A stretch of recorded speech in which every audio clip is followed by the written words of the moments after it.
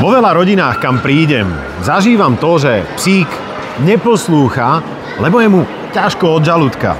Veľakrát to je spôsobené práve tým, že nevie dobre stráviť stravu.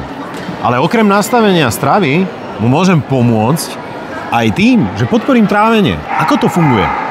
Funguje to tak, že tam jsou intenzivní protizánětlivé látky, jsou tam probiotika a když se řekne trávení, tak vždycky musím slyšet i slovo imunita, protože v trávicím traktu pracuje 70% imunity. To znamená, zdravý trávení mi nejen udělá psa spokojeným, ale ještě navíc zvýší jeho odolnost, takže ten pejsek je ještě navíc zdravý. A so zvýšenou imunitou sa zvyšuje aj psychická odolnosť, takže čo dávate vy svojim psom na to, aby lepšie trávili a aby boli psychicky odolnejší? Všetky možné produkty, ja ich nepoznám, Martin možno tiež nie všetky, ale budeme ich s radosťou čítať. Nezabudnite aj prezdieľať a vidíme sa pri ďalšom videu.